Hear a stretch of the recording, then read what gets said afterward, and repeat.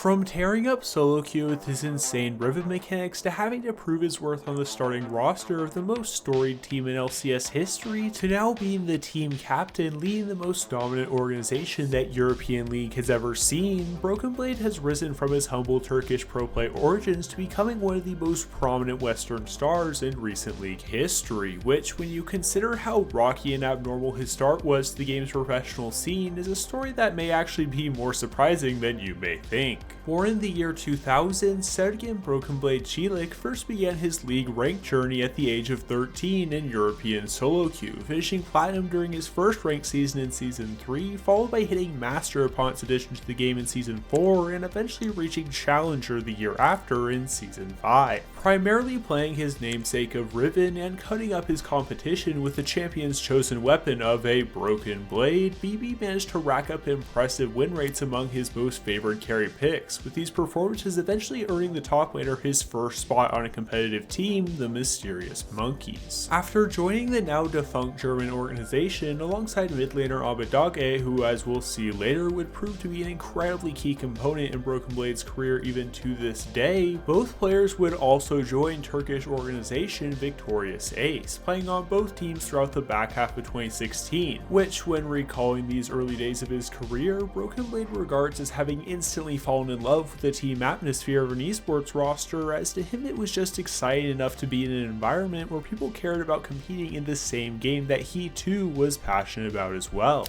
And while the Mysterious Monkeys roster found varying levels of success across different ESL Meisterschaft Cups, eventually coming up just short and successfully qualifying to EU Challengers, the level below the EU LCS, the Victorious Ace roster on the other hand lived up to their namesake, and off the back of a dominant Irelia performance in Game 4 of their qualification series, BrokenBlade helped in leading his team to qualify for the top level of Turkish League, the TCL, in 2017. However, though his team had already earned their rightful ticket to the top level of Turkish competition, headed into the 2017 season, the Victorious Ace organization's league roster went through a temporary disbanding, resulting in their already qualified roster being picked up by the newly formed league esports division of Turkish football club Galatasaray, which by coincidence was actually the same football team BB had rooted for since his early childhood. But while playing under a team name that he had cheered for growing up was a uniquely cool experience, especially so early in his career, the team ended up placing dead last in the TCL's 2017 winter split, relegating the roster back down to the league to which the team had just escaped. That is, everyone on the roster except for BrokenBlade, who by being brought onto the team Dark Passage for the summer split was given a second chance for the region's 2017 season, though even still things were far from ideal. In recounting his time on the Dark Passage roster years later, BB would describe the team environment as honestly not that great, outside of serving as an example of how a roster shouldn't function, and even in the results of the season, the team's woes continued, placing 6th of the region's 8 teams, with BrokenBlade even being kicked from the roster before the beginning of playoffs in search of a new, hopefully more permanent organization to continually play with. Now, while BB's career so far had been a story of team bouncing and inconsistencies both in performance and in results, something not too dissimilar to other pros during a more developmental era of League as an esport, finally headed into the 2018 season would this aspiring top laner's career really begin to pick up some steam. Firstly, headed into the 2018 TCL season, BrokenBlade would be acquired by the newly formed team Royal Bandits, which while initially may have appeared to be yet another Turkish organization with some semblance of a shot at winning, the Bandits managed to strike gold in some of the players they were able to pick up.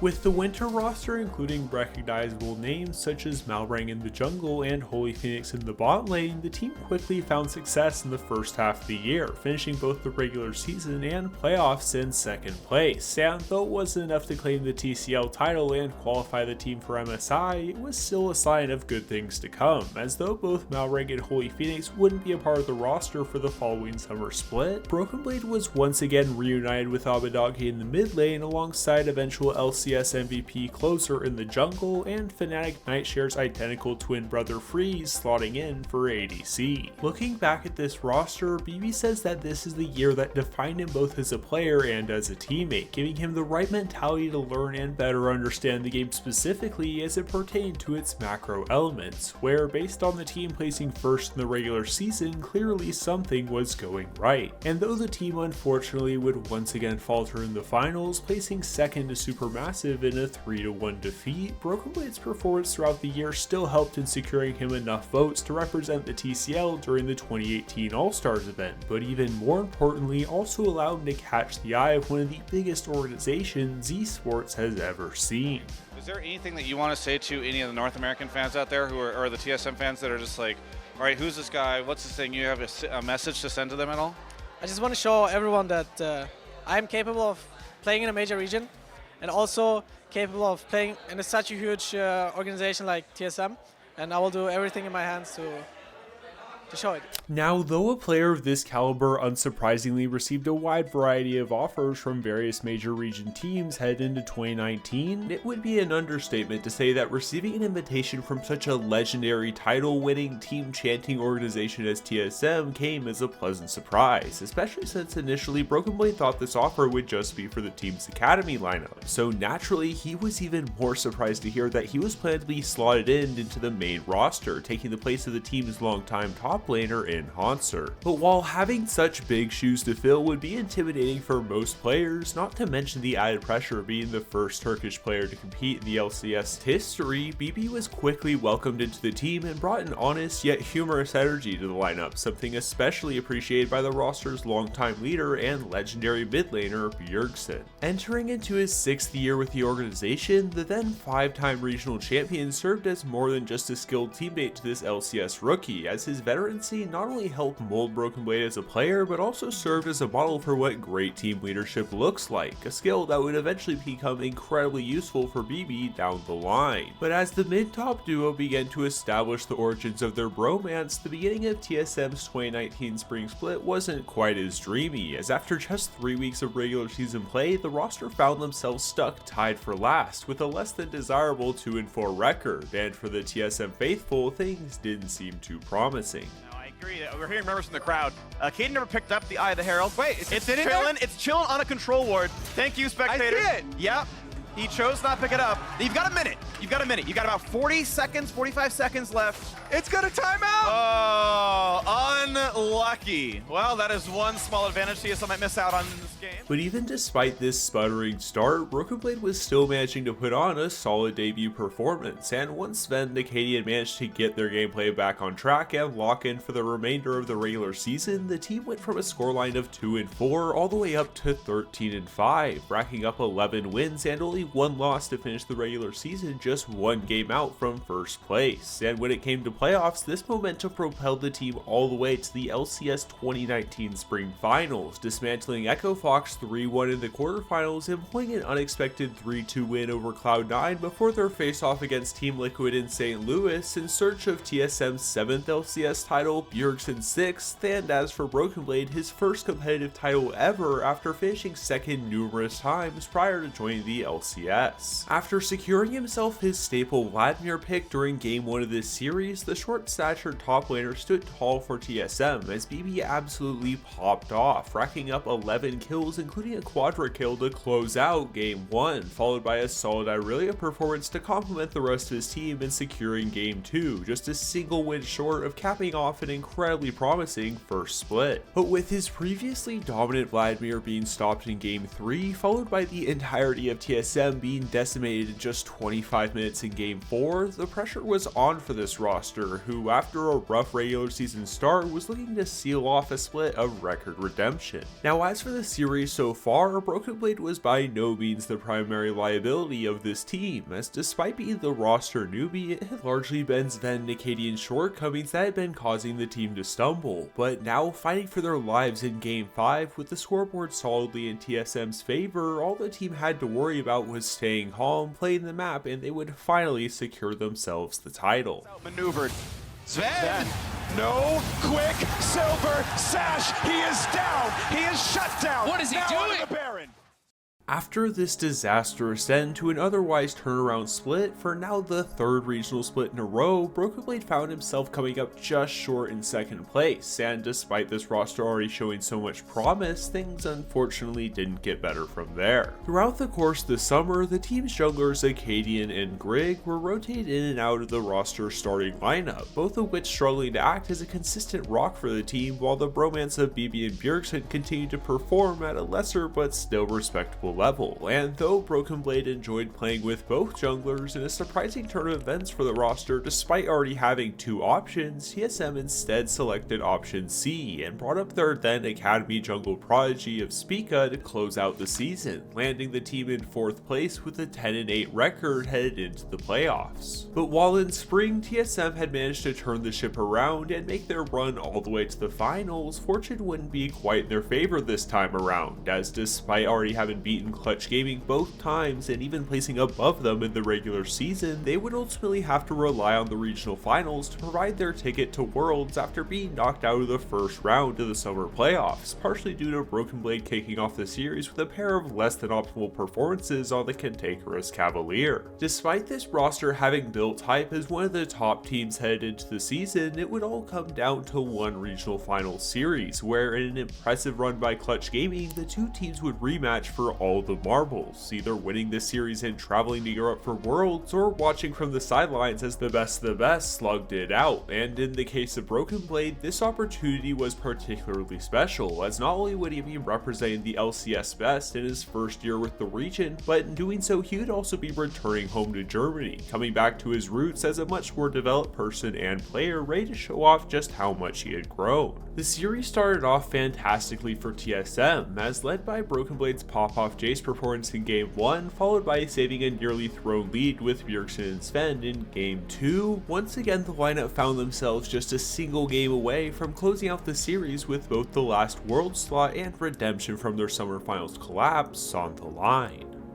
As they may stay for the final touches. There's 3 kills. It's going to be TSM going down. The first Nexus turret is going to be in Clutch's eyes. A second year that they will miss it. Demonte already out of his seat. And North America, put your hands together for your final World's representative, Clutch Gaming. Now, for a roster designed to bring TSM to the top of the LCS to not even make Worlds for just the second time in the organization's history was crushing, to say the least. Not to mention that while BrokenBlade sat at home watching the tournament, he would be seeing previous teammates in Closer and Armlet representing Turkey without him there to even have the opportunity to compete against them. But despite his frustrations and understandable disappointments in the results, BB's constant performance last year as one of the best top laners in the region led to him staying on the roster for another year, with him and Bjergsen being the only players remaining headed into 2020's spring split. Though 2019 had been a year of tumultuous shortcomings for this Turkish top laner, when reflecting on this upcoming 2020 run back, BrokenBlade has expressed that during this time he actually began to develop as a true carry top laner, thanks in part to some great insight by both his managers and teammates. However, before diving into more of the specifics behind what it truly means to carry games, it's worth mentioning one of the team's more expected yet controversial additions in the offseason in their acquisition of LCS veteran jungler Dardoch. For those uninitiated, Dardoch is a player whose passion for the game has long been surrounded by narratives of toxicity across his various team environments, yet at the same time he is also a talented jungler who on paper seemed to offer the solution to TSM's 2019 jungle inconsistencies. However, even despite this new roster change-up alongside the pickup of Kabi and Biofrost in the bottom lane, it still remained BrokenBlade and Bjergsen who spearheaded the team's performance both on and off the Rift, as despite Bjergsen being the primary beacon of light for the team, BB also began to find his voice as well, something that would become useful in determining the next steps for the team after a less than desirable performance during the spring split. You see, despite some strong showings, BrokenBlade and the rest of TSM finished their regular season with a 9-9 record, though in fairness they weren't the only team to take a game off of the otherwise undefeated Cloud9 roster that rolled through the rest of the LCS. But finishing in 5th place, even if it was just by 1 game, still meant that TSM was left with only 1 lifeline in the spring playoffs, as the team would have to work their way to the top starting in the lower bracket, which in a 5-game banger of a series against 100 Thieves saw BrokenBlade once again succeed in playing carry champions such as Aatrox, Pantheon, and even Kalista top. Now, though he had always been a carry top laner at heart, even in his solo queue days that brought him onto Mysterious Monkeys years prior, it was through conversations with the team's ADC Kabe as well as general manager Parth that BB began to understand that to carry a game is not just to play damage-oriented champions and rack up kills, but rather to also be vocal about what resources you need, the way you need to fight, and any other factor that will put you in a position to then use your mechanics and damage to carry a team. However, this would only be one of the first steps, and BrokenBlade began to develop a more leader-oriented role in a team environment, as a disappointing 3-2 loss to FlyQuest to eliminate TSM from playoffs placed the carry top laner in a position alongside Bjergsen that required the two to shape the roster moving forward. As alluded to earlier, despite not having the best reputation in the world, Dardoch was still signed to TSM for his promise of much needed consistency in the jungle. However, this consistency, or lack thereof, began to become a problem internally, as in reflecting on his time in 2020, BrokenBlade describes the controversial jungler simply as interesting. Due to Dardoch's emotional nature on the Rift, his volatility presented a problem within the team structure, as his frequent trigger moments such as size, keyboard spams, or other unproductive behaviors led to a greater overall team negativity regardless of his onstage performance. And when these behaviors were discussed in one-on-ones between BrokenBlade and Bjergsen in determining the team's plan moving forward, though they held nothing against Dardoch, they knew things couldn't continue as they had been, especially if they held the goal of TSM returning to Worlds, prompting the team to give Spica a second shot, this time for an entire split rather than just slotting him in at the end of the season. But while the Prodigy jungler's return to the starting roster was met with some reservation as to how he would perform as Dardoch's replacement, the much more significant news of TSM's off-season switches came in the return of Doublelift, who, when meeting BrokenBlade, immediately promised that after years of second place, this roster was going to be the one that could finally secure the carry top laner his first ever domestic title. And though the team didn't top the standings in the regular season, a position that would ironically be held by Doublelift's previous organization in Team Liquid, the newly reformed TSM lineup managed to secure 4th place with a more respectable record of 12-6, qualifying them for playoffs and this time starting their run from the upper bracket. However, despite being favorites headed into their series against the underdogs of Golden Guardians, not only was TSM defeated at the hands of their former top laner Hanser, but the team's loss came in a shocking 3-0 sweep, sending BB and the rest of the team of title hopefuls into the all too familiar losers bracket. And with the team needing to win 3 best-of-5 series to qualify for Worlds and 4 series to reach the grand finals, they would need to do something never done before in the LCS and run through the lower bracket gauntlet. TSM will make swift work of Dignitas with a 3-0 victory and will move on to the next round of playoffs. We bid farewell to Golden Guardians, and TSM are just 3 wins away from making it back to Worlds with a date with Cloud9. They will take down the remaining players on the Cloud9 roster. For the first time in 7 years, C9 will not be attending Worlds, and TSM will claim their victory. Double kill over to Doublelift, and TSM will get themselves an ace for 0. They will shut down Team Liquid's chance at redemption, and they will earn a spot in the playoff finals. Now, though BrokenBlade had successfully qualified for Worlds for the first time in his career, the title-aspiring top laner still had his eyes locked on redemption, as nearly a year and a half later from the team's crushing loss in the 2019 Spring Finals, TSM would have one more shot at returning to their former glory, fittingly facing off against the very team that had eliminated them from MSI the split prior. But despite having already conquered their demons throughout their intensely close playoff run and getting revenge on both Golden Guardians and Team Liquid, thanks to some incredible performances from Bjergsen, one large beast still remained: the fear that, alike 2 times before, the team would be reverse swept when it mattered most, and the signs weren't looking good. After taking the first 2 games of the series, thanks in part to BrokenBlade's Camille and Jack's performances, which were understandably overshadowed by a Bjergsen backdoor, FlyQuest struck back in games 3 and 4, evening up the series to 2 apiece and 1 game away from yet another heartbreaking reverse sweep. For BrokenBlade, every final he had reached in both the TCL and in the LCS, he had been met with bitter defeat, the longing for what could have been, and worries about his future ahead. After all, despite the team's frequent shortcomings, TSM had replaced everyone except for him and Bjergsen during his 2 years of play, and this may be his last chance to win a title alongside his mid lane mentor whose persistence and performance had kept this team alive for so long. And with Camille once again in his hands and Bjergsen on Twisted Fate, there was nothing left to do except play the cards they were dealt and await their destiny. The last stand for Santorin against his old team. Turtle the same, but Doublelift has always been the better AD carry. Shows it here in the game as the Nexus falls. TSM claim LCS title number 7.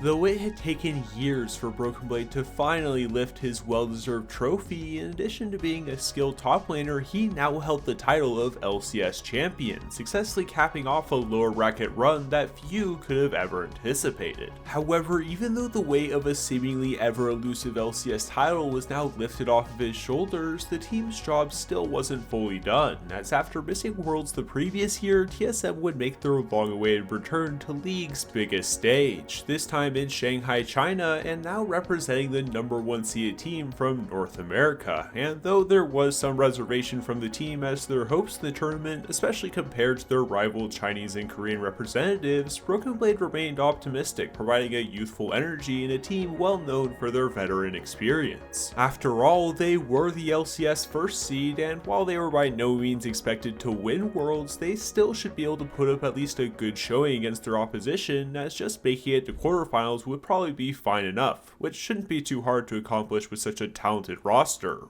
right? It was a hard-fought fight, but one that Fnatic earned through macro plays. Fnatic take down TSM. Of course, chased away by the Ezreal. Bjergsen and Speaker back on the base, and Ruler are going to go 2-0 up in their group. That was the flank for Bjergsen, but it was the fight for LGD. Longjin is going to end the fight by killing Bjergsen at the very end, and LGD now with 4 members strong are looking to end the game. Is there going to be an engage? When does TSM pull the trigger? When does Fnatic go for it? Speaking now inside the pit, going for this play. Fnatic waiting in the wings. Whippo showing towards BrokenBlade. Shockwave combo, going for the kill. They might pick him down. He's going to try to get away, and he cannot. Plus the steal for self-made. Fnatic get everything. An ulti backwards now for BrokenBlade. 5-on-5 still happening. Rascal gets hooked in. Stoneplate will time out. Can TSM find the first kill? Speaker's gonna get in. That is a 5-man sweep. If TSM can't win this, what will they? 1 for 0. The burn on Rascal, just not enough. A single kill on only a support.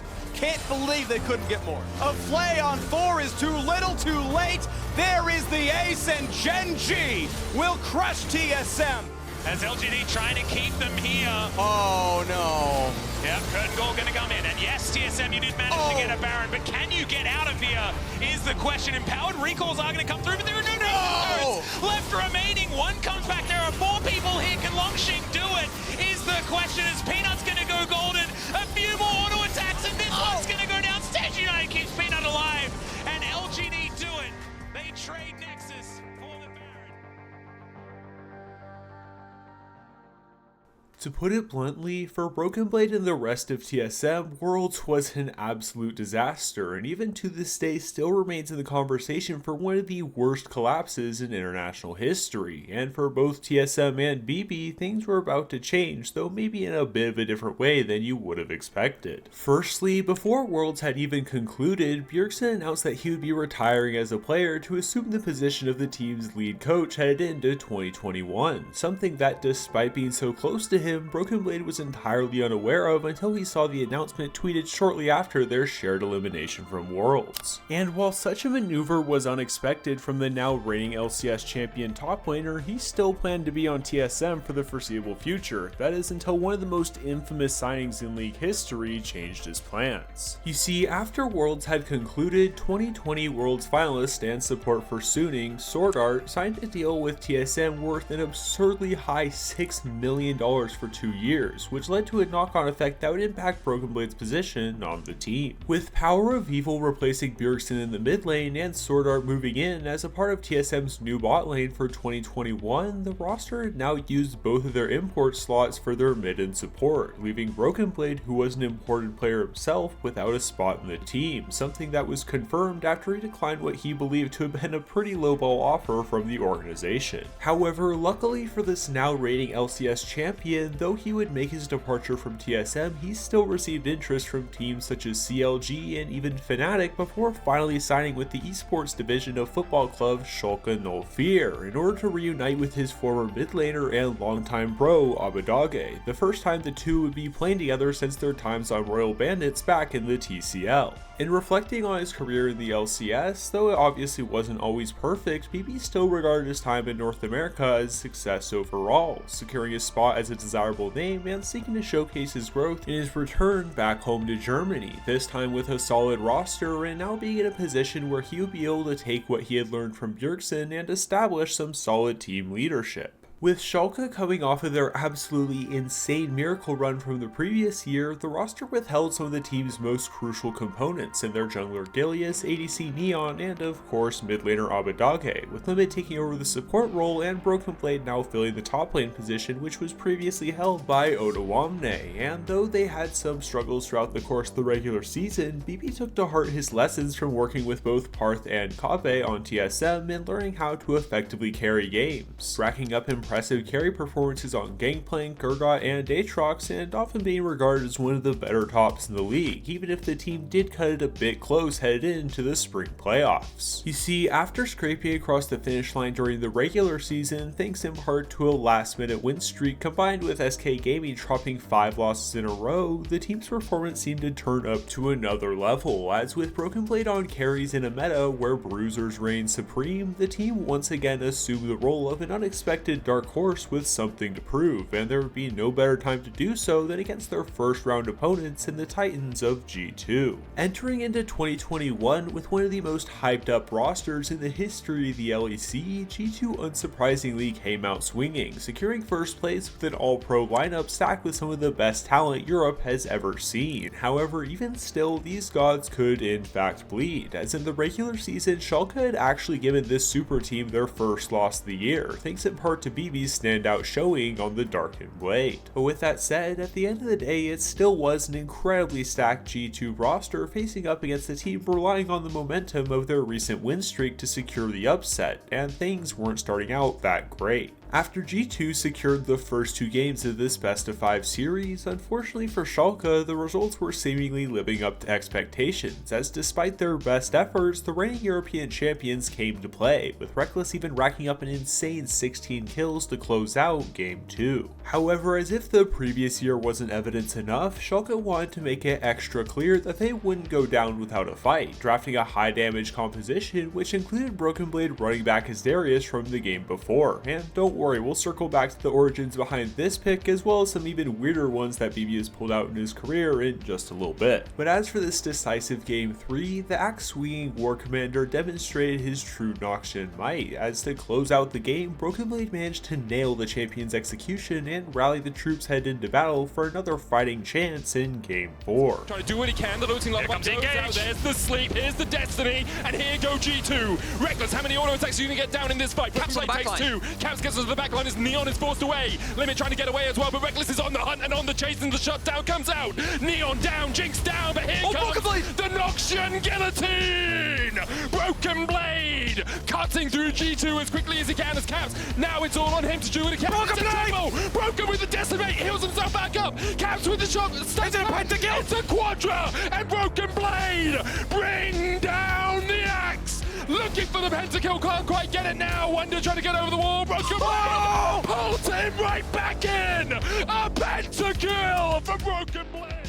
Now, though the team managed to secure Game 4 to tie up the series, unfortunately for the underdog hopefuls, Claps made his reappearance on Lucian to close out a well-fought 44-minute long Game 5. However, for BrokenBlade and Schalke, they had made a statement in this series that they could in fact hang with the best, something that they would truly assert in their attempt at a lower bracket redemption run. As with a shaky Fnatic roster in front of them, the Royal Blue lived up to their namesake as they were fearless in delivering the killing blow. He drops, it's Hylissang an upset versus the world, but the bot lane will not be enough, and Schalke No Fear will sweep aside Fnatic. 4 years of top 3 finishes knocked out in an instant, and Schalke move on to face Rogue this Sunday. Though the team blew through Fnatic in a surprisingly brutal 3-0 sweep, Schalke's attempt at a Miracle Run 2.0 was unfortunately cut short in a 3-1 clapback from Rogue, who simply put just played better on the day. But the good news for both BrokenBlade and Schalke was that once again the roster had overperformed compared to expectations and realistically could fight for a spot at Worlds during the upcoming summer split. After all, the team was on the upswing, and assuming all went as planned, summertime was just around the corner, and maybe this new iteration of the lineup could recapture that Schalke magic once again. Schalke sold the spot to BDS, it's confirmed. With great sadness, we must announce today that we finalized the sale of the LEC license at the end of summer 2021. Starting 2022, Team BDS will be joining the LEC. LEC license will be sold for 26.5 million euros. While Schalke had put up a great performance comparative to expectations during the 2021 spring split, before the summer season could even start, both roster and organizational changes began to cause the team's performance to slowly crumble, and in the case of BrokenBlade, also lose the reason for him joining the team in the first place. You see, during the offseason, Abbedagge had been reached out to by 100 Thieves with an offer to join their starting LCS roster to resolve their mid lane woes, which understandably he accepted, reuniting with another one of his TCL brothers and their jungler closer, hoping to win a title in this new region. And though as a close friend, BrokenBlade was of course happy for his friend to get such an amazing offer on this new lineup, as a teammate he was bummed since his presence in the mid lane was the reason he had even decided on Schalke to begin with. However, his departure wasn't even the worst of the team's concerns. Now, as I'd mentioned earlier, though Schalke is an organization who'd invested money into esports, the team is of course still first and foremost known as a prominent German football club, who in 2021 was coming off a historically disastrous season.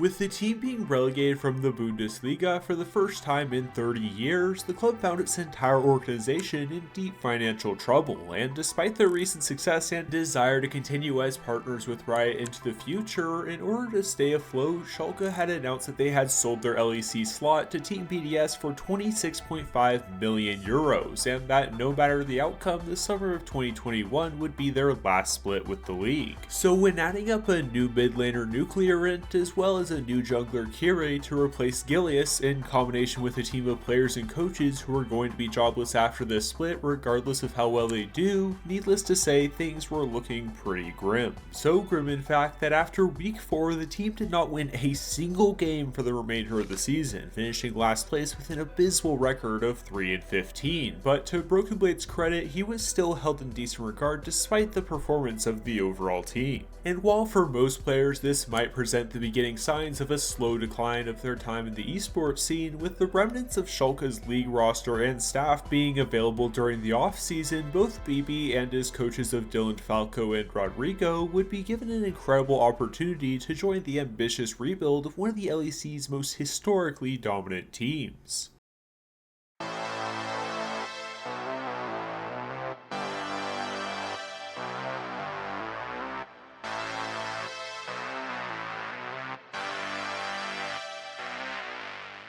You see, similar to the time in which he had joined TSM 3 years prior, G2 Esports was coming off a disastrous season after their supposed all-star super team failed to qualify the organization to Worlds for the first time in the team's history, prompting the team to blow up their previous structure and start anew with a new coaching staff and 3 new players, keeping only fragments of their legendary roster that formed in 2019. And in looking to replace one of these slots once held by their longtime top laner Wonder, roster, G2 reached out to BrokenBlade in hopes that his talents could help and revitalize the team, alongside bringing on two lesser known players to replace Reckless and Mickey X, with one of these players being especially important to BB not only in his playing career but in his life as a whole. Now, while BrokenBlade had helped Schalke in being one of the team's primary leaders when it came to providing a voice for the team, for this year at least, he would still remain vocally present but allow Jankos to fulfill the primary captain role, as when it comes to being heard, Jankos has never exactly been one to shy away from making noise. So while he may not have led the team per se in terms of holding a captain position, BrokenBlade still offered an important voice to the team, all while maintaining the classic G2 combination of competitive drive while having fun, something equally matched by the team's rookie ADC in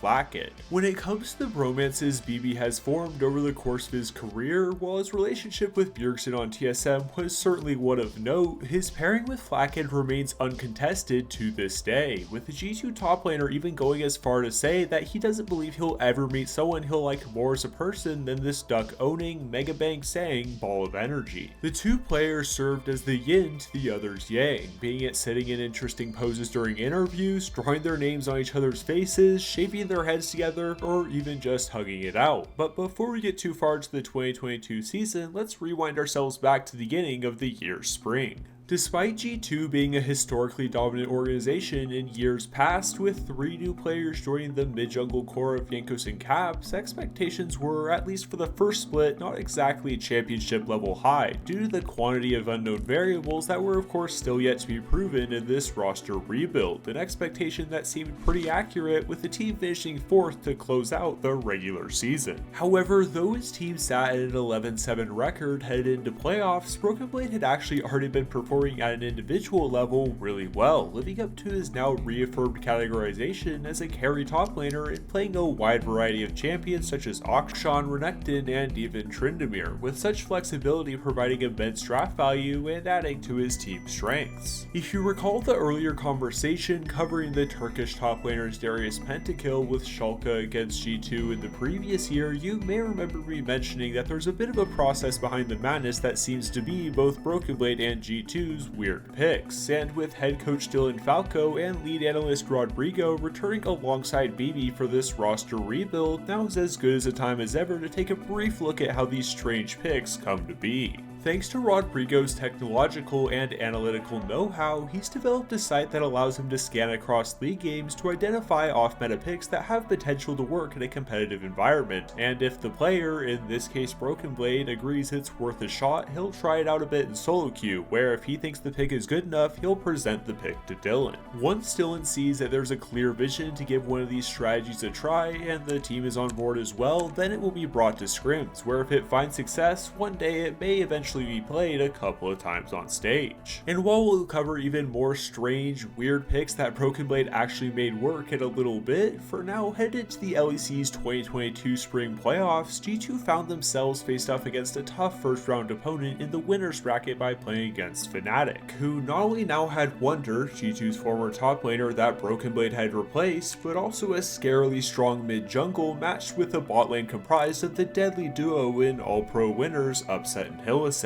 And though G2 managed to take a single game off of their sworn European rivals, ultimately Humanoids LeBlanc would take advantage of a struggling Caps, securing Fnatic a 3-1 win and placing this reconstructed G2 roster on a shaky foundation heading into the losers bracket. But despite this loss all but confirming expectations that G2 would be unable to win the 2022 spring split, what if I told you that this loss instead led to something completely unexpected? What if this loss was the last one the roster would face for the next 2 months of competitive play? That's right, despite being on the ropes with their first split of the year now being just 1 series away from being cut short, BrokenBlade and this G2 lineup were about to do something incredible as they went on to achieve one of the longest winning streaks in league history. There's no hope for Kazi to defend his title as G2 keep them locked in the fountain. It has been one-sided all day long, but G2 Esports will now start hammering on the Nexus. They look towards a matchup with Fnatic next Saturday. Now they have to be scared, but hit a second. Side step from BrokenBlade, manages to make it out. Flacket now on a killing spree. Razor, he's in the midst of the entire team. The GP ult is big, but it's not going to be big enough. Upset lag down a massive ult, but it's all falling apart in the final moments. G2 tearing through Fnatic. This was their last chance, and they missed. It's a triple for Jankos. The follow-up is there. It is absolute dominance for G2 Esports in the final fight. All goes in, Jankos looking to engage, Caps is there as well. They're just trying to kill Danny. Volker with a great devour, just in time. But here come the rest of G2. Danny not able to get away. And that's the womboist of combos you'll see today. Flash, Moonfall, Danny does. Carrier goes in, now it's his turn to try and find that engage. Decent knockback there onto Zeus, but he's going down low. Double kill for Jankos already in the team fight. Throws down the ulti, he's picked off Gumayushi. And team fighting this G2 is a mistake. Absolutely beautiful. If you want to see what the best team in the world plays like, you better take notes. It's MSI and G2 are back.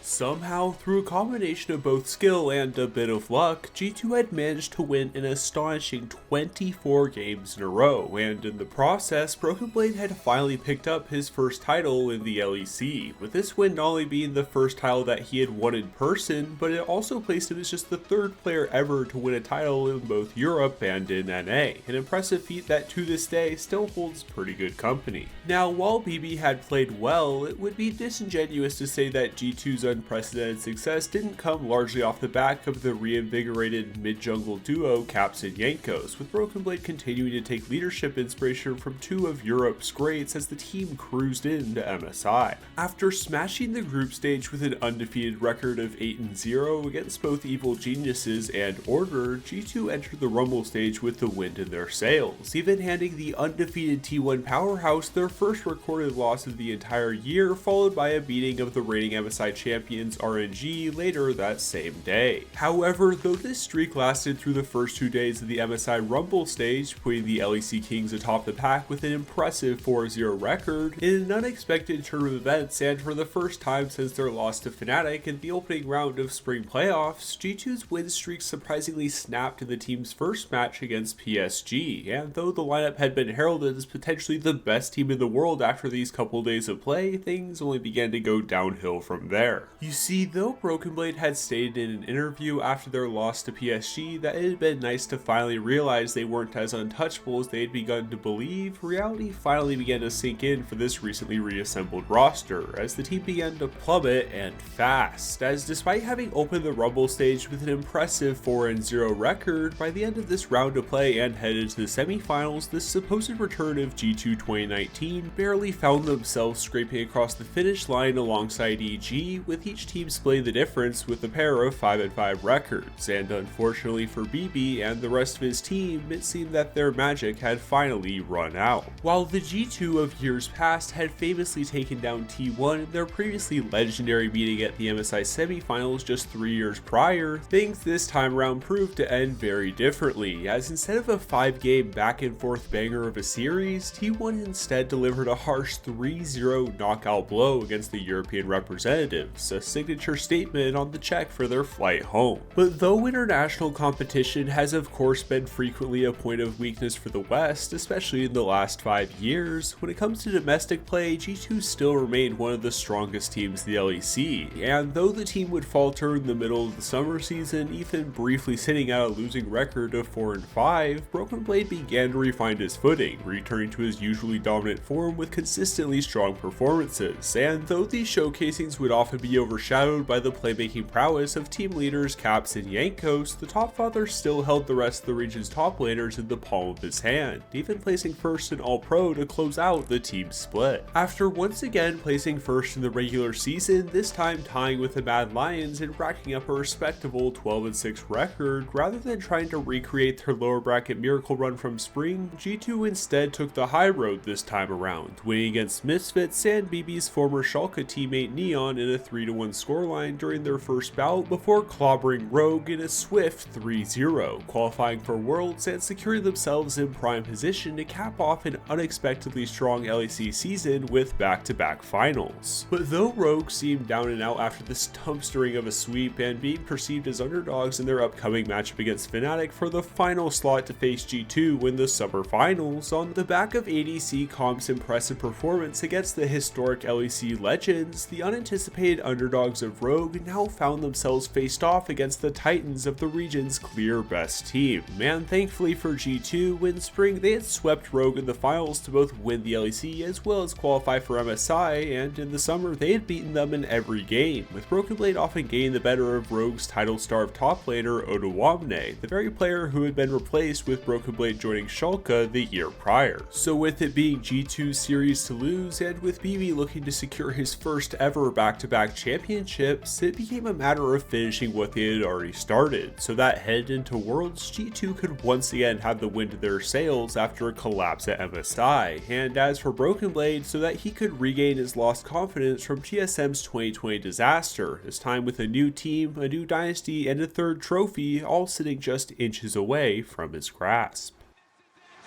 The final moments of G2, the first moments of Rogue's legacy.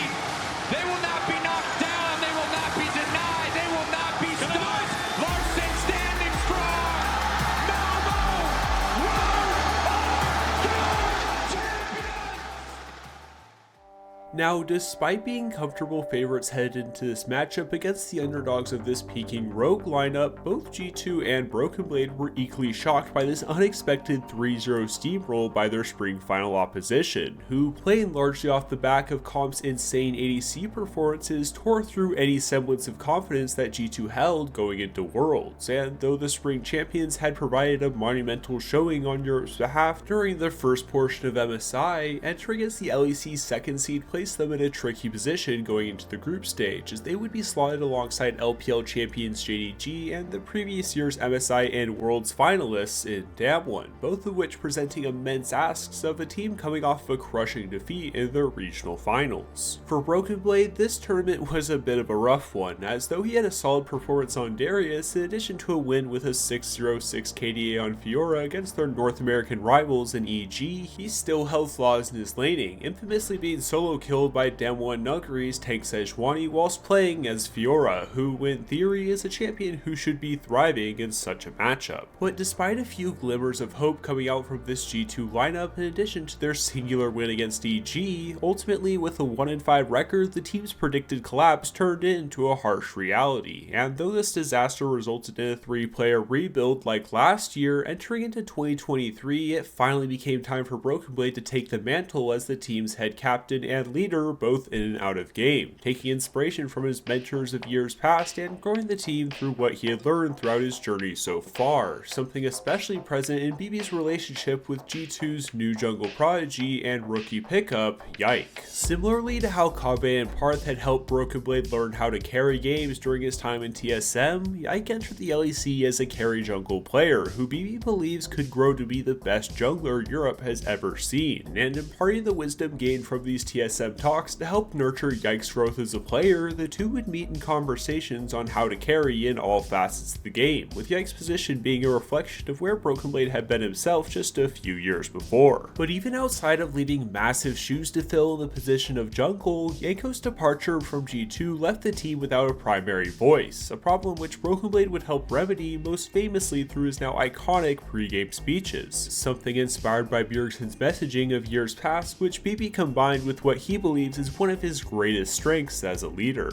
As stated in interviews and as seen in behind the scenes footage posted by the G2 content team, BrokenBlade is immensely skilled at reading an environment and finding the right words to convey a fitting message that he himself actually believes in from the heart, offering his motivation as a rallying cry for his team to stand behind as they head into the field of battle. Plus, all things considered, this G2 2023 roster on paper looked pretty darn good, something that was later brought to reality as the team absolutely steamrolled the LEC throughout most of the winter split thanks to their dominant early games backed primarily by their newly acquired ADC Hansama's deadly Riven. While BrokenBlade's carry top lane playstyle initially took a backseat in favor of more stable picks such as Gragas Cassante and even Karma top so that G2 could focus primarily on playing through bot, as teams began to understand the power of Draven and Varus in the G2 bottom lane, PP would once again find himself in a position to run through his opposition, being particularly dominant on Jackson Olaf, and after tying for third in the Winter Split's initial round robin, the team found themselves waltzing their way through the double elimination group stage, with BrokenBlade even helping lift the team to a finals appearance off the back of his seemingly unending dances with death. BrokenBlade diving top, red buff Ragnarok going in, Meganar coming out from Shigenda though, the extra health might be enough, BrokenBlade flashes,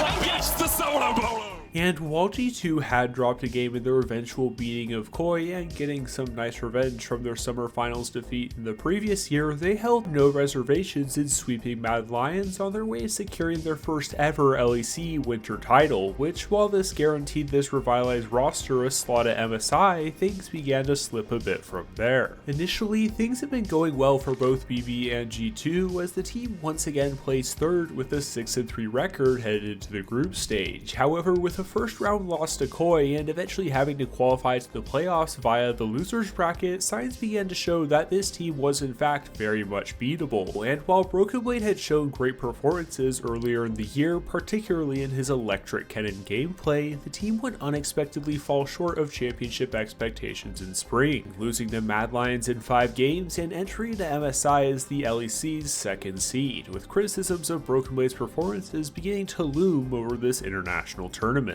While BrokenBlade is a great team player in regards to his team fighting and macro understanding, his laning hasn't always been the most consistent, something previously highlighted in being solo killed as Fiora into Sejuani just 6 months prior, and though by LEC standards he was a solid player who could also be the voice of a team both in and out of game, when it came to international play, BB had begun to develop a bit of a reputation as incomparable to the top laners of the LCK and LPL, so as a team with world's title aspirations, in order to succeed, he would need to prove himself as a worthy competitor before it was too late. Beginning MSI 2023 as a second seed from the play-in stage, G2 unsurprisingly made quick work of both Loud and PSG, with BrokenBlade performing solidly as expected, even kicking off the team's first game of the tournament with a 12-kill Darius masterclass. However, after swiftly dismantling representatives from 2 of the tournament's minor regions, the team would be drawn into their first real test in the bracket stage and facing off against the reigning LCK champions and terrifying force of Gen G.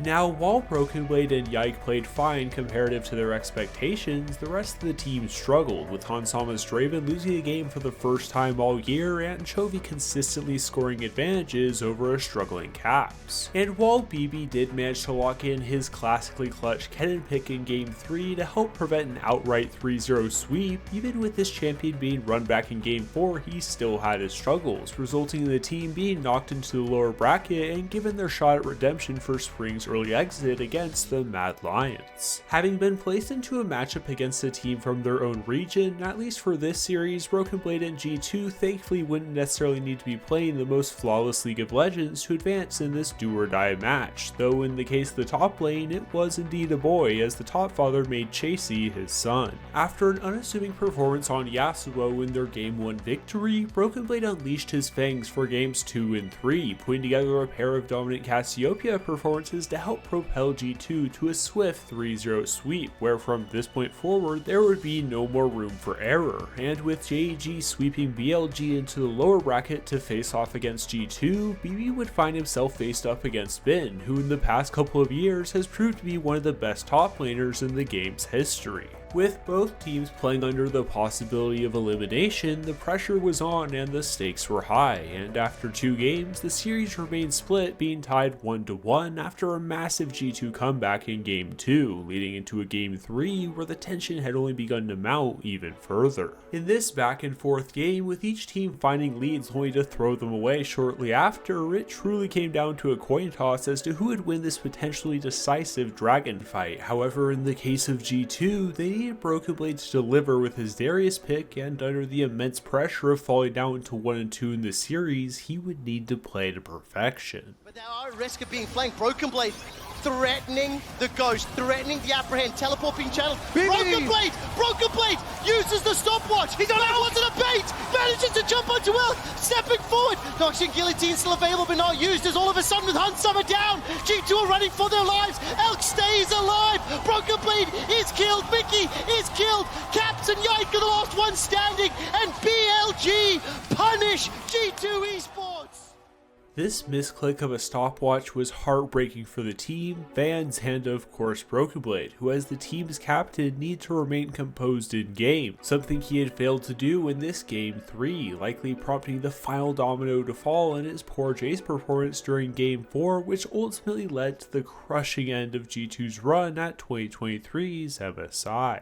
However, while the team underperformed comparative to their own expectations, at least in the case of BrokenBlade, not only had he played fine overall, but fans also began to see through the team's content that he had started to more prominently assume the role as the leader of the team, giving speeches, motivation, and of course establishing the ever-classic G2 vibes. And while the team would eventually get their chance for revenge against BLG later on, for now their sights were locked on returning to their home turf in Europe for the summer split and season finals, hoping to once again reclaim their rightful first place shield as they would continue building their momentum headed into Worlds. After crushing the round robin stage with an 8-1 record, followed by an undefeated run through the group stage and going 2-0 against both Koi and BDS to secure their slot in the summer playoffs, G2 would now need to make their way through a revitalized XL lineup, which in a coincidental turn of events required BrokenBlade to face off against his former teammates in Abadake and Limit as well as Odoamne in order to advance to the finals. In Game 1 of this series, Hansama's Kai'Sa paved the way to the team's victory with an absolute decimation of the XL bot lane, while BB sliced and diced his way to success against Odoamne's Gnar. However, in a shocking turn of events, Abadage brought down the hammer with his monster Jace performance in Game 2, evening out the series to 1 apiece. Returning to the Crocodile for Game 3, alongside the team's now infamous Kog'Maw Braum bot lane, BrokenBlade once again posted a solid performance on Renekton, helping carry the team and even managing to secure an isolated solo kill on Odoamne, a nice bit of revenge for Rogue's denial of the LEC trophy the year before. But with Abadage, Odoamne, and most importantly XL's AC Patrick getting the better of the G2 solo lanes in Game 4, against all expectations, this series had now reached decisive Game 5, where in a heart attack inducing bout which was only barely saved by Yike making a big brain play, G2 managed to seal the deal and secure their spot in the summer finals, where against all odds, XL actually managed to claw their way back for a rematch. However, this time around things would be a little less competitive, as to put it lightly, it was kind of a stomp with G2 reclaiming their throne in a clean 3-0 sweep heading into their last hurdle before Worlds season finals. Now, while BrokenBlade still had yet to prove himself as able to go consistently even with other dominant top laners on the international stage, this summer split served as a reminder that while he still may not have been able to match with the best tops of the LCK and LPL, he definitely still remained a dominant force in the LEC, with him and the rest of G2 even ranking as the #1 members for the summer All-Pro team. And though he had been outshined by Hansama and Mickey's continual bot lane dominance throughout the course of the summer split, when it came time to season finals, the spotlight returned to BB, who in their first series against BDS truly began to embrace his role in leading this all-star lineup as their carry.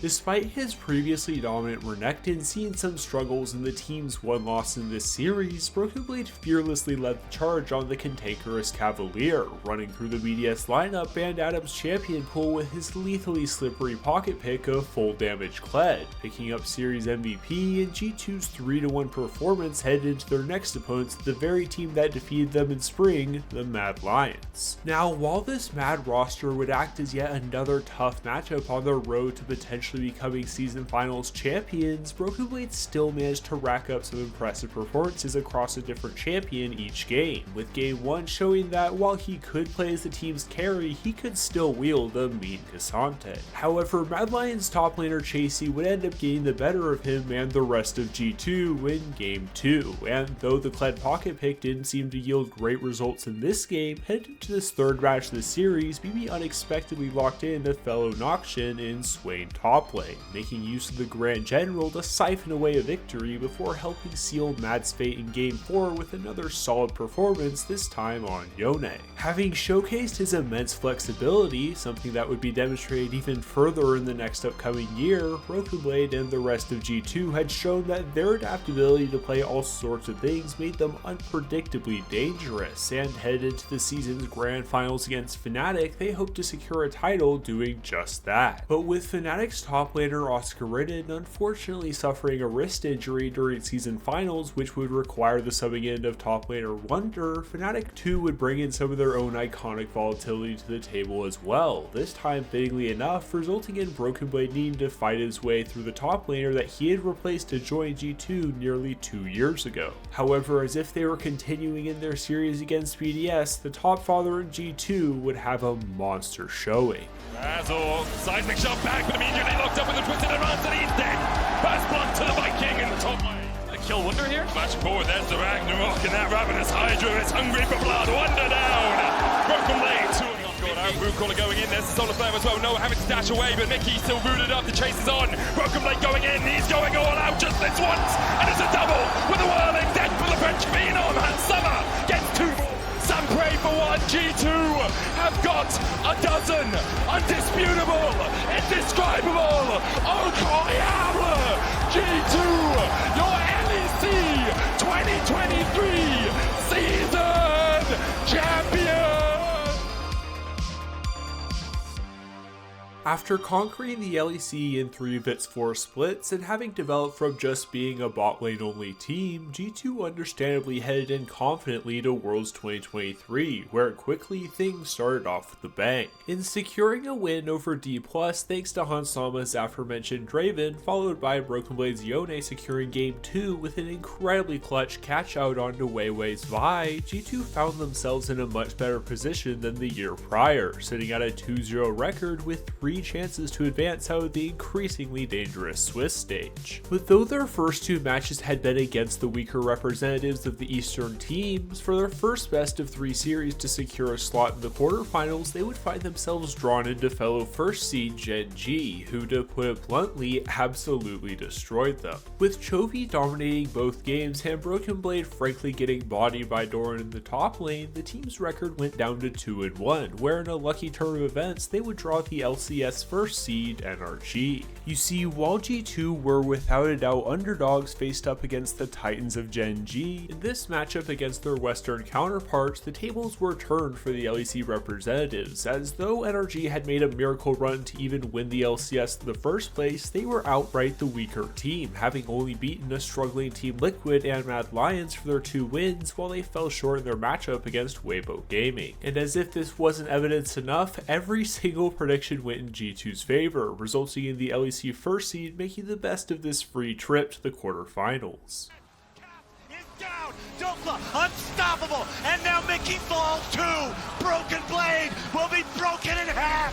Yike and Hans are on the run, but they won't get far. Nobody thought they'd win LCS. Nobody thought they'd beat G2. It's time to change your minds. Energy, win the game, defeat G2, and go to the quarter final. Now, this loss was an absolute shell shock to essentially everyone in the league scene, as not only had NRG somehow pulled the upset off against G2, but they did so in a 2-0 beatdown, and while the Kings of Europe had started off hot with a pair of wins placing them at 2-0 in the Swiss stage, they now only had 1 chance remaining to determine whether they would advance or go home. And in poetic fashion, this best of 3 would be played against the very team that had knocked them out of MSI, BLG. Now, BrokenBlade had long been subjected to being called an LEC only top laner, seemingly being unable to perform to the same level of gameplay as the best tops from the East, and if he wanted to silence his critics, this would have to be the series to do it, as facing off against Bin would be no easy task. Game 1 unfortunately lived up to the reality that both BB and G2 had feared, with Bin's Jax dismantling the team, putting BLG just 1 win shy of closing out the series, only for G2 to narrowly come from behind in Game 2 to tie things up at 1 apiece, meaning that all the wins, losses, failures, redemptions, everything from the year from both teams now came down to this decisive Game 3. They gotta go now. Nature's Grasp coming out, seeing if they might be able to lock him down, but no! Hansama is already dead! Caps hit by the arrow! Shun's ready to jump in and try to take this guy down! He goes golden! Caps should die here! Yagawa's on a killing spree! BLG are gonna win it right now! The last vestige of the LEC is wiped from Worlds 2023, and BLG earn their spot in the quarterfinals.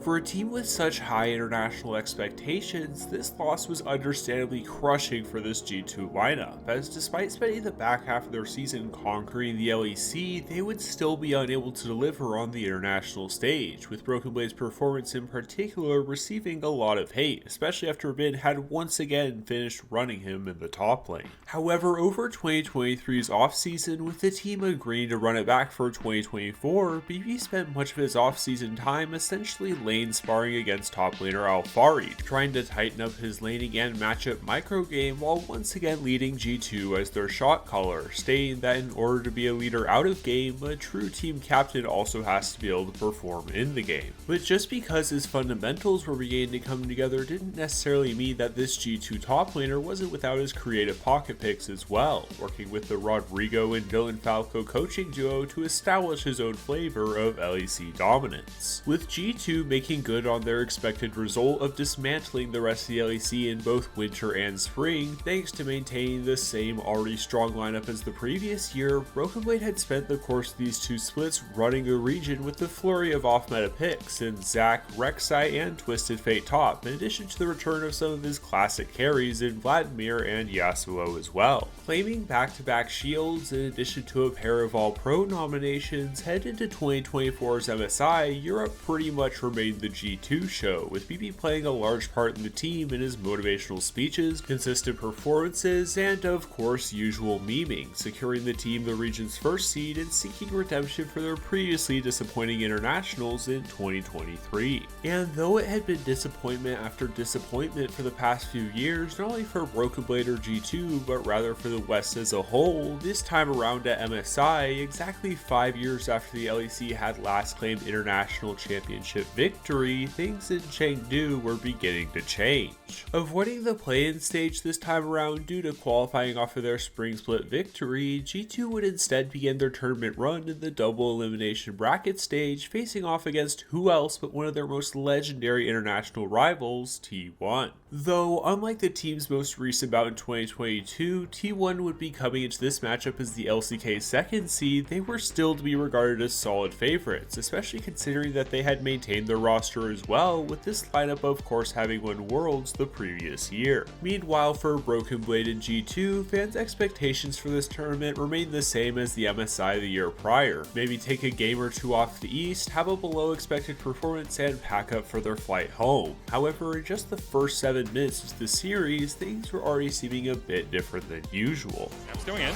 knocked back. We've seen Caps do this before he flashes. Not quite enough damage, but one more auto is enough for Caps to get G2's second kill. Starts the series off with a solo kill. Bell goes in with the last breath, the Lilton Lullaby as well, double sleep, yike, knocked back, watch out, Eep indeed for T1, and a gorgeous flash from BrokenBlade, the Keyblade follow-up, G2 are 4-0 up.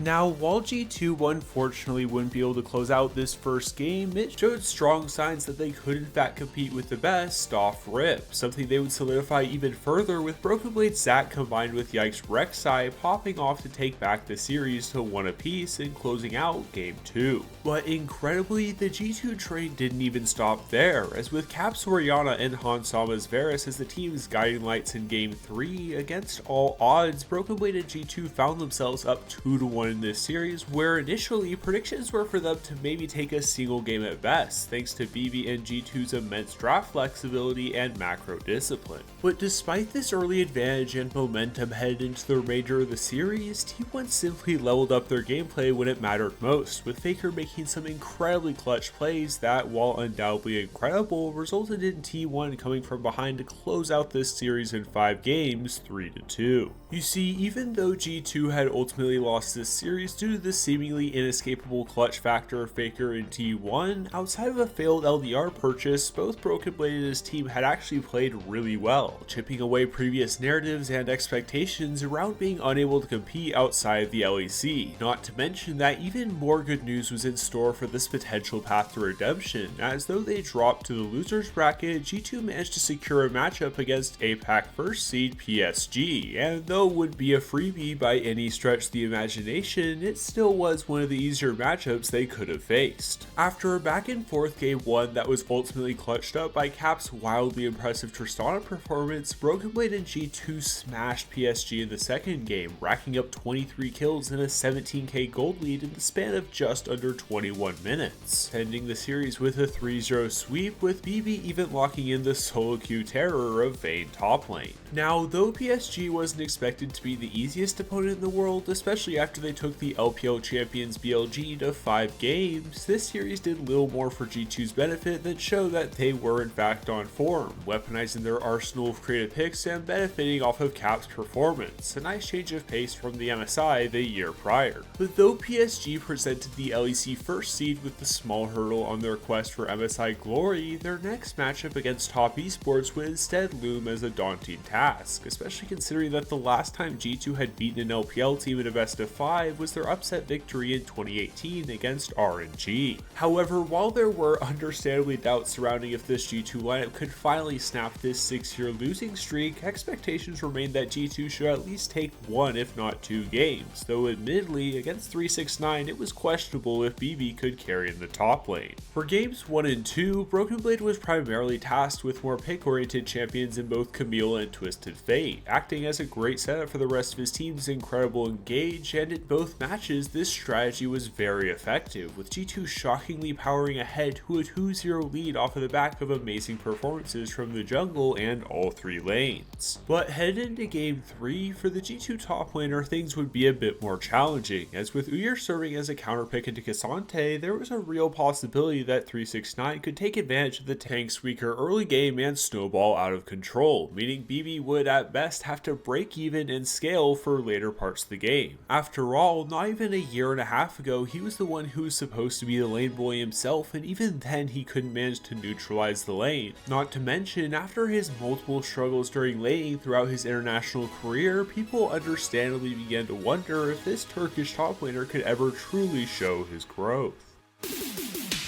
Nicely done by G2. CTN right up the side, but round 2. All out does come on through here from BrokenBlade as 369 in trouble. And the Cassante's got a few more buttons in the tank and we'll be able to get that dash on over. Q gonna connect, and that should spell the end of 369. The Udyr just not working. Now, though this was of course just a solo kill in the grand scheme of things, the process in which it was achieved when you think about it is surprisingly symbolic as a parallel to BrokenBlade's development as a player. In this solo kill onto 369, as BrokenBlade's Cassante shattered his Natofos to break free into his all-out form, so too did he break apart narratives that he couldn't compete with the best, doing so against the top laner of the previous year's MSI champion. And to make matters even better, G2 would eventually go on to close out the game and defy previous expectations headed into this series, facing the LPL finalists head-on and disposing of them in a quick 3-0 sweep. However, while this victory was rightfully celebrated as G2's return to their fatally flexible form, the team once again found themselves pitted against their seemingly ever-present opposition in T1, who, now that they had seen the extent of G2's adaptability, had taken notes from their previous bout and quickly crushed the LEC first seed with a sweep of their own, which, while BrokenBlade did manage to solo kill Zeus to add to his list of personal achievements, outside of this one instance, the series as a whole was pretty rough for him and the rest of the team, as the defending world champions cleaned house. Though being knocked out of MSI was devastating, especially after finally seeing the glimmer of the trophy in their eyes, this finish was by no means a total failure, as despite being knocked out obviously sooner than they would have liked, G2 had left a pretty solid dent in their eastern opposition, having showcased the best European international performance in the past 4 years, and in the case of BrokenBlade, he still had more to celebrate about, as after the conclusion of MSI, the team surprised him with an emotional contract renewal party and bringing in both friends and family to further solidify him as their leader for years to come.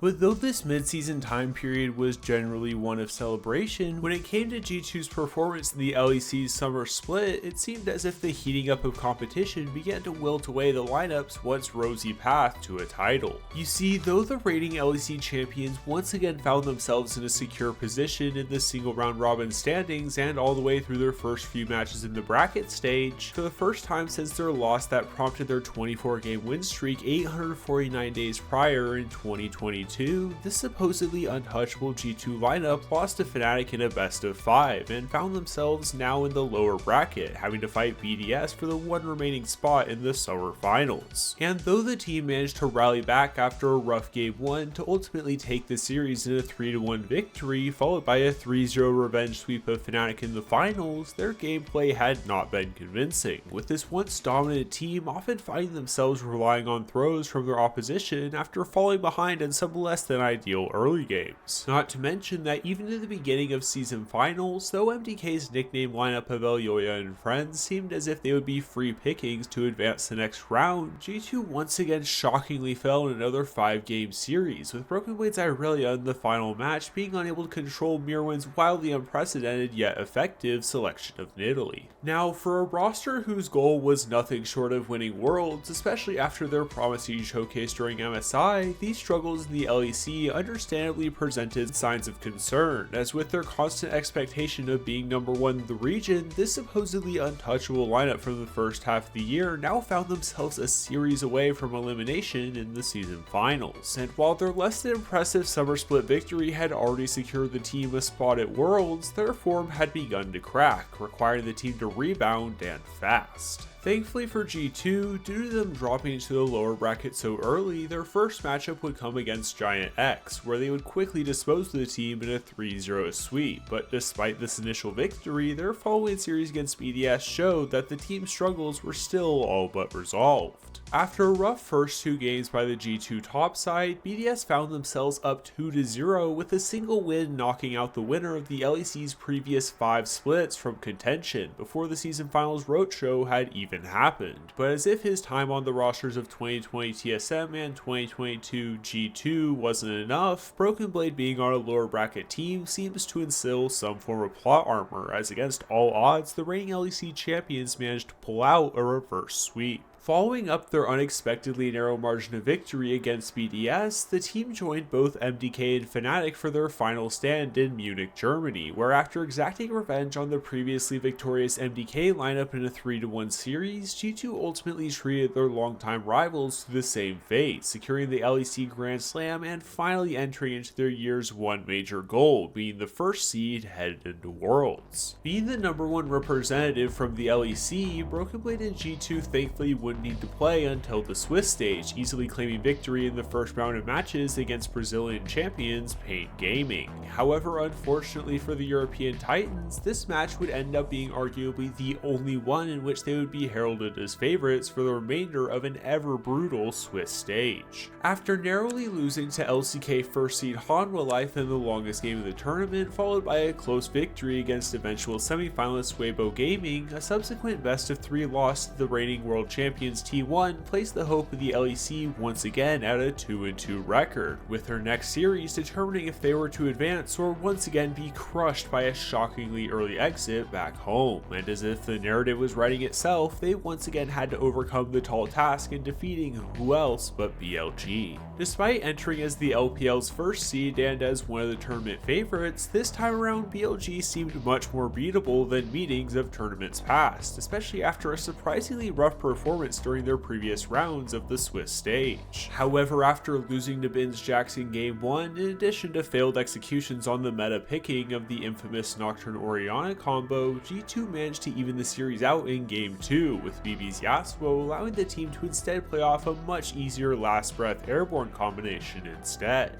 Once again, just like Worlds a year before, the series between these two teams sat at 1 game apiece, one side trying to avoid arguably the biggest choke in Worlds history, and the other trying to finally prove that they were in fact no flukes and could legitimately compete with the best of the best. Solo lanes versus mid jungle. Ezreal on the way. G2 can't afford to extend the fight, but BrokenBlade wants a little bit more. Will it cost him the dominus? The healing coming in for Knight. Elk here to save the day. Caps running. BLG blinking. Elk bars. Can they start the Baron? The answer is yes. They found the winning mid-team fight, and that might just decide it. Caps locked up the flashback to safety. Caps taken down. Hansama about to fall. Mickey taken out as well. BLG knocking down the last of the LEC as they move on to the bracket stage. This loss was crushing, as after a risky call at Baron went awry, any hope G2 had of competing for a world's title went along with it, and being the leader of the team, the person who seemed to take this loss the hardest was of course BrokenBlade. Now, having spent around 170 hours total in researching, scriptwriting, editing, and trying to somewhat concisely summarize BrokenBlade's career as he continues to maintain the team's leadership role into 2025, I'd like to try and end this video on a positive note, as while it is completely fair to criticize his gameplay and where there are flaws both in laning and in fighting, it would be a disservice to BB if we just ignored all he has accomplished both as a person and as a player. Outside of his main domestic titles, great regional performances, and showing glimpses of greatness on the international stage, this guy is such an incredible teammate and leader who cares so much about the game and improving not just himself but others as well. In my time both watching and covering G2, the LEC, and League as a whole, BrokenBlade's hunger, passion, and incredible personality truly make him one of my favorite players to watch, as both on and off the Rift, this man lives to improve, pursue greatness, and bring his teammates along with him. So while he still has his flaws, like all other players do, what Sergen Cilic has achieved deserves to be recognized for the monumental level of development it is required, and even if he's not the greatest in the world, he still strives for nothing but the top. Not bad for a Turkish Riven one trick. I really do appreciate the amount of patience you guys had in me taking so long to make this video, but hopefully it was worth it, and if it was, feel free to subscribe if you haven't already. But yeah, I don't got much more to say other than hope you have a great rest of your day or night. As always, I'll catch you guys in the next video. Later!